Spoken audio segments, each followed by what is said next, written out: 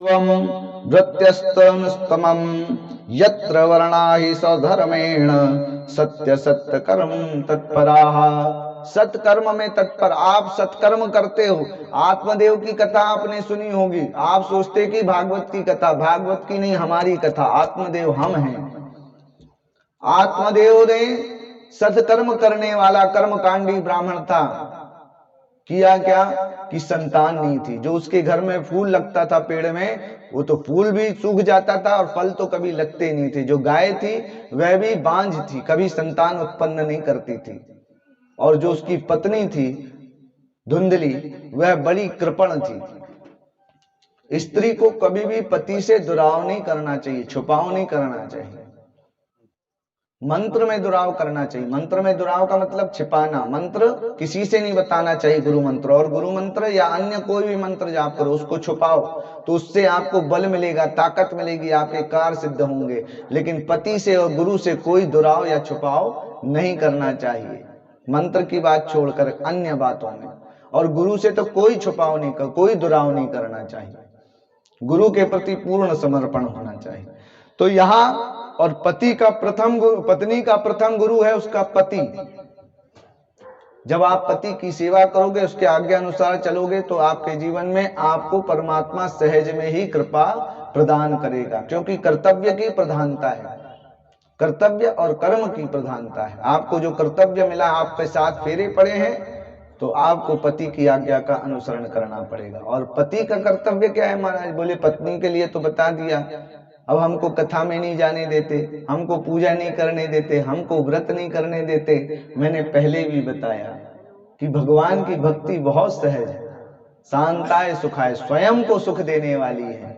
आपको भजन नहीं करने मिलता, कथा में जाने नहीं मिलता, आपका पति मदिरा पीता हो, मांस खाता हो, आपको लगता है छुड़वाना है। आप भगवान का नाम लो। भगवान का नाम वह कोटि सूर्य के समान है। एक सूर्य पूरे संसार को प्रकाश देता है, वह भगवान का नाम सारे दुखों का नाश करता है, समस्त मनोकामनाओं को पूर्ण करने वाला है। आप केवल नाम जाप करिए, अपने आप आपके घर में सुख समृद्धि। लेकिन कलह ना हो।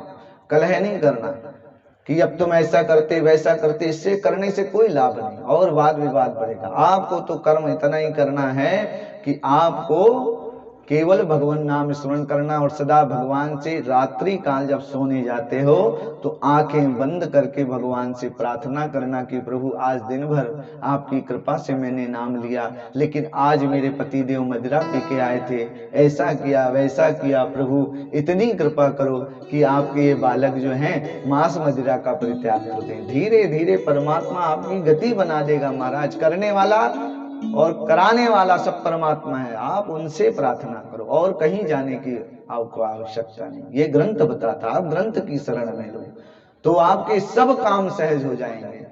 किसी के महाराज कभी भी कोई संत आया कुछ आया, महाराज ये बहुत हमारा बालक बहुत नटखट है, बहुत उधम करता है, सुनता ही नहीं है। महाराज क्या करें? लोग उपाय बता देते हैं। उपाय से कुछ नहीं होता महाराज। उपाय वहां काम करते हैं जहां आपको करना होता है। बाकी आपको बच्चे को संस्कार डालना है। अब आप मोबाइल दे दोगे तो आपका बच्चा तो होगा ही, आपकी मानेगा नहीं, चहल पहल करेगा, बड़ों का आदर नहीं करेगा। इसलिए पहले से संस्कार डालना है। तो कथा ये बताती है कि आप संस्कारित करो। उपाय से कुछ नहीं होता महाराज, आपको संस्कार वैसे ही डालना पड़ेगा। और जब बालक बड़ा हो जाएगा फिर आप प्रार्थना करोगे कि भगवान ये तो ऐसा है वैसा है, तब बहुत देर हो जाएगी। इसलिए उसमें भी सुधार है, उसमें भी सुधार हो सकता है यदि आप भगवान नाम निरंतर जाप करते रहो, ईश्वर का स्मरण कर। तो नाम ही एक आधार है, नाम आपको लेना है। तो आत्मदेव ब्राह्मण बड़े दुखी थे। जो गाय वो भी बांझ, कोई फूल नहीं होता, तुलसी का पौधा बार बार सूख जाता। तो तुलसी वृक्ष को घर में लगाना चाहिए और संध्या काल में घी का दीपक रखना चाहिए, ज्यादा देर नहीं रखना चाहिए, तो आपके घर में लक्ष्मी। लेकिन संध्या काल में, रात्रि में नहीं। जब पूरी तरह रात्र हो जाए तब दिया रखने का कोई फायदा नहीं। कहते भरे पेट में भोजन कराने का कोई लाभ नहीं। जब संध्या काल होती है, माँ लक्ष्मी आपके घर में आती है और जब देखती है कि तुलसी वृक्ष में घी का दिया रखा है तो प्रसन्न होकर के समृद्धि प्रदान करती है। आपके घर में अगर कलह ना होती हो तो आप कि घर में लक्ष्मी वास करती है। और कलह होने लगे आपस में तो कलयुग आ जाएगा, और कलयुग आएगा तो आपके घर में फिर मांस मदिरा झूठ बोलना अनेकों प्रकार के आपके कष्ट आएंगे। तो ये आपको संध्या काल में, जब दिन जाता है रात आती है, थोड़ा दिन रहता थोड़ी रात रहती, उस समय संध्या वंदन का समय, उस समय तुलसी जी में दिया लगाना चाहिए। तो तुलसी का पौधा लगाते थे आत्मदेव ब्राह्मण, वो भी सूख जाता था। बहुत समय तक होते होते उनके मन में ग्लानि हो गई कि मेरे पुत्र नहीं है, और गृहस्थ पुत्र के बिना सूना होता है। कई लोग कहते हैं कि संतान नहीं हुई तो क्या करें। शास्त्र में महाराज ये भी कहा गया, जिसको संतान ना हो उसके घर का जल भी नहीं पीना चाहिए, और अदक्ष के घर का, जिसने गुरु मंत्र ना लिया, जो दीक्षित ना हो, उसके घर की छाया में नहीं जाना चाहिए, दोष लगता है। और जिसको संतान ना हो उसके घर के जल अन्न को ग्रहण नहीं करना चाहिए, नहीं तो दोष लगता है। तो महाराज इसके लिए हम क्या कर सकते हैं? ये तो भगवान की कृपा है, बिल्कुल ये ईश्वर की कृपा से। किसी को सहज में हो जाती है, किसी को बड़ी कठिनता से होती है, कई लोग प्रयास करने के बाद भी संतान नहीं होती। तो हम क्या करें? हमारे यहाँ फिर कोई संत नहीं आएगा, कोई जलपान नहीं करे, कथा में आपने ऐसा कह दिया, तो उसका भी साधन है, आपको जरूर प्राप्त होगा। आप विश्वास करो, जब भरोसा होगा तब इस भागवत जी कथा श्री बांके बिहारी जी, राधा रानी जी कृपा करेंगी, आपके जो इष्ट हैं, उपासक हैं, आराध्य हैं, वो कृपा करेंगे और आपको संतान की प्राप्ति होगी। और नहीं भी होती है तो आप अपने पुत्र के रूप में भगवान श्री बालकृष्ण को मान लें कि ये हमारे पुत्र हैं, संबंध जुड़ जाएगा तो पाप मिट जाएगा। तो अंत में देखो, आप पहले प्रयास करोगे, डॉक्टर के पास जाओगे, मुनि वैद्य के पास जाओगे, ओझा के पास जाओगे, ज्योतिषी के पास जाओगे, जब सब जगह से हार जाओगे तब भगवान की शरण में जाओगे।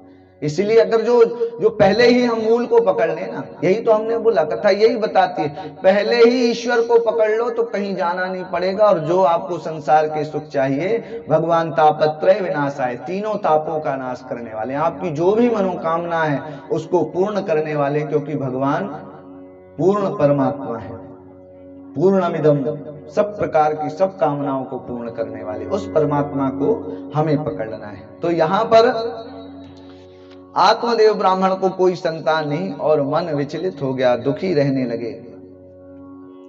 पत्नी भी ऐसी कि जब भजन करने बैठते, भजन का आश्रय ले लिया, तो भजन करने जब बैठे तो हमेशा कलह करती थी, भजन नहीं करने दिया। माला जाप करने बैठे तो कुछ ना कुछ कलह करने लगे, घर में चिल्लाने लगे, जोर जोर से बर्तन पटकने लगे, और मन में कुछ कुछ। कई स्त्रियों को हमने देखा कि कुछ कुछ बोलती रहती, काम करते करते बोलती रहती। ये अवगुण है, ये अवगुण है, इससे ऐसा नहीं होना चाहिए। आपको बोलना, स्पष्ट कोई बात बोल दो, बोलते बोलते कुछ काम करोगे, ये अवगुण है, जो आपके शरीर को भी क्षति पहुंचाएगा, आपके घर में भी कष्ट लाएगा। ये उपाय करो कि आप बोलो, अगर किसी से क्रोध में हो, गुस्से में हो, उसको तुरंत बोलो, लेकिन बोलते बोलते काम मत करो कि दिन भर वही पता नहीं कुछ कुछ बोलते का। कईयों की आदत होती है, तो ये नहीं करना, ये अवगुण है, इससे घर में कष्ट और रोग आते हैं।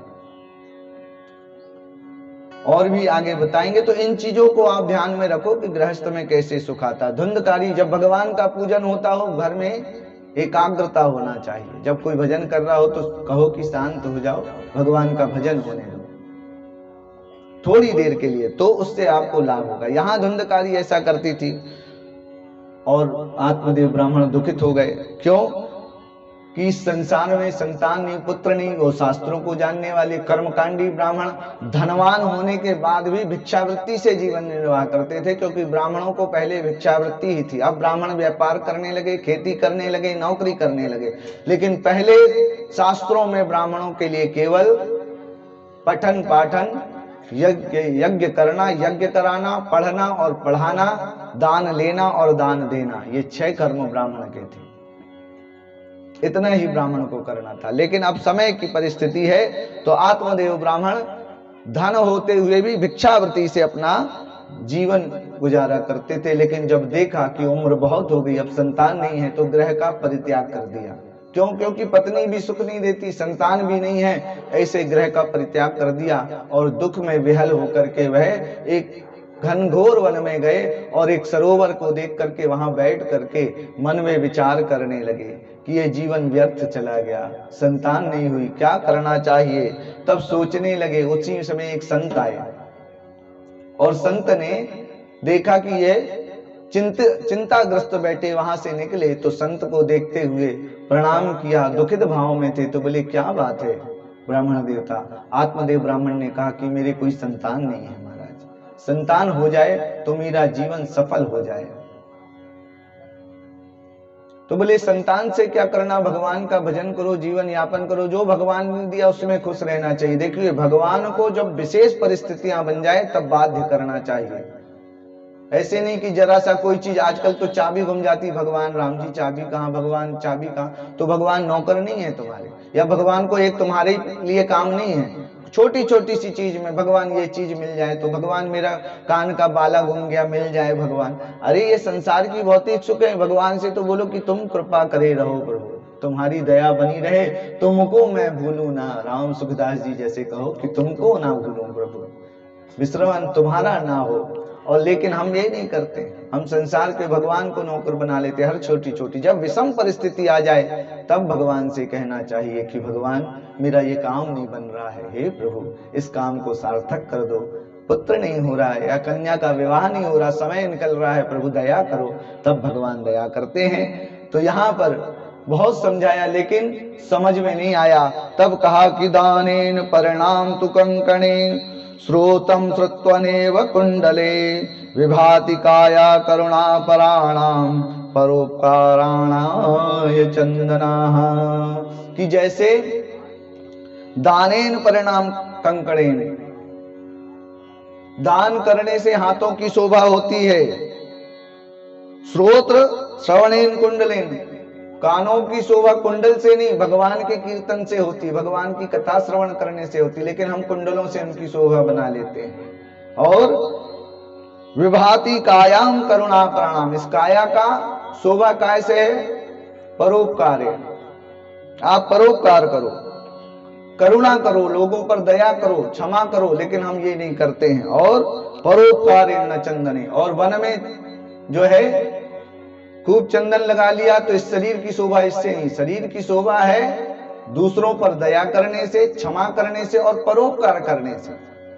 परोपकार करना चाहिए, परोपकार नहीं करो तो कोई बात नहीं, किसी का बुरा मत करो, इतना तो कर सकते हो, लेकिन वो भी नहीं करते। और इन सब कारणों से हमारे जीवन में अभाव होता है, क्योंकि जिस हेतु भगवान ने ये शरीर दिया है उसके लिए हम प्रयासरत नहीं हैं। और प्रयासरत उसके लिए हैं जो हमारे भाग्य में नहीं है। जो आपके भाग्य में है वह दौड़ता चला आएगा, और जो आपके भाग्य में नहीं है वो होने के बाद भी आपसे छिन जाएगा।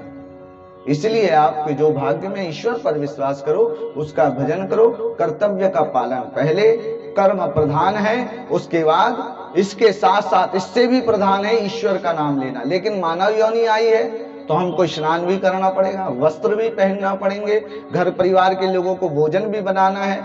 इसके साथ क्या करेंगे, समय नहीं निकलता। समय है महाराज, 24 घंटे आप केवल नाम लेना है, केवल नाम लेना। भी कपिल आख्यान में आपको समझाऊंगा। आप भगवान की भजन भक्ति और व्रत में रहते हो, आपको गलती है, उसको सुधार करना है, उसका सुधार करना, जो जीवन में चल रहा है उसमें सुधार करना, आपको सुख मिलेगा। क्या भक्ति होती पता चलेगी। तो यहाँ पर तो कहा कि भाई इस शरीर को परोपकार में लगा दो। आत्मदेव ब्राह्मण को कहा संत ने, बोले भगवान ज्ञान मत दो। जब अभाव होता है, जो कोई दुख में हो, कष्ट में हो, आप उसको कुछ ज्ञान दोगे ना, उसके सिर से ऊपर जाएगी और वह सोचेगा कब ये यहाँ से निकले। दुनिया भर की बात बता रही है। अरे जिसको कहते ना टेंशन मत लो, अरे कोई बात नहीं, टेंशन नहीं लो। और जिस पर कष्ट आया वो कैसे टेंशन नहीं लेगा, उसके दिमाग में तो वही बात भरी है। हजार लोग बोलते भैया टेंशन मत लो, अरे वो टेंशन जाएगा कैसे महाराज जब उसके शरीर में है। तो यही आत्मदेव ने कहा कि मेरे को अभाव है, मेरे को दुख है, वह दुख का निराकरण कर सकते हो तो करो, नहीं तो तुम्हारे ज्ञान से मेरा कोई अभिप्राय नहीं। और ये समझ गया कि अब संत आ गए हैं, संत दरसो हरि कथा तुलसी दुर्लभ दो। जब संत मिल जाए और कथा मिल जाए तो ये निश्चित मानना किसी ना किसी का कष्ट का अंत है। लेकिन संत के प्रति समर्पण हो, संत के वचनों में प्रीति हो, प्रतीति हो, प्रतीति का मतलब भरोसा, प्रीति का मतलब प्रेम हो, तब वह संत के वचन तुम्हारे काम आएंगे। और कथा तब काम आएगी जब एकाग्र मन से कथा को श्रवण करोगे। नहीं तो कान दिए हैं, कथा नहीं सुन रहे, अनर्गल बातों को कर रहे, तो ये कथा भी तुम्हारे किसी काम की नहीं। इसलिए कथा को जिन हरि कथा सुनहि नहीं काना, श्रवण रंदहि भवन समाना।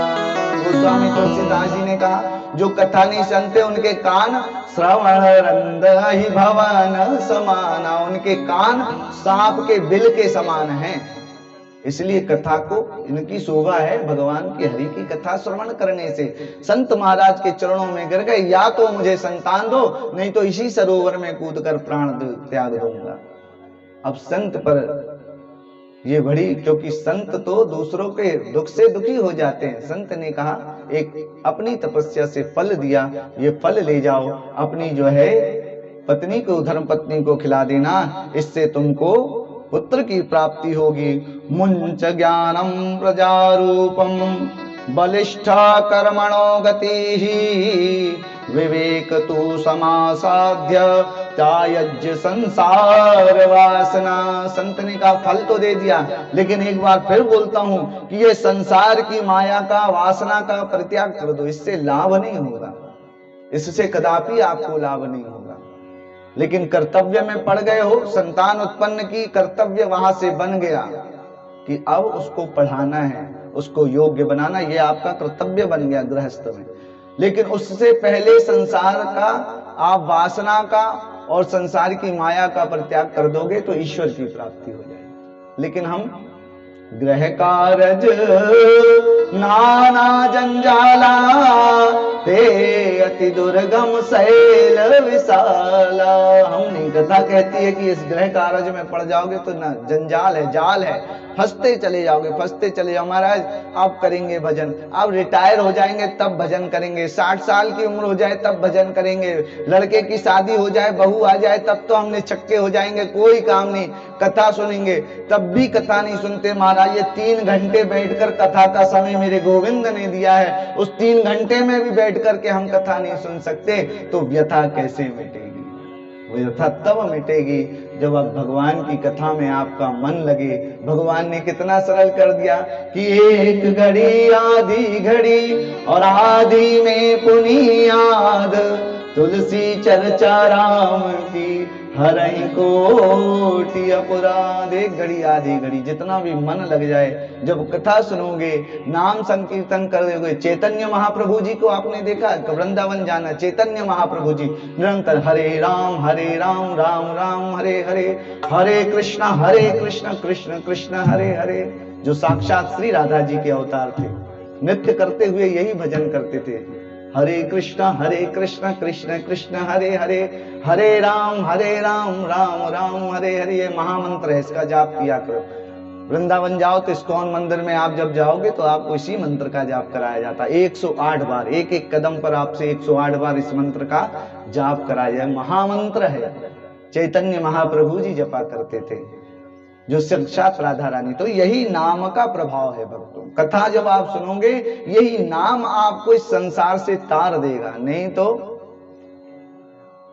आप इस संसार में घूमते रह जाओगे और जीवन नष्ट कर लोगे। ये मानव ही तन है, इसमें ही ईश्वर मिलेगा।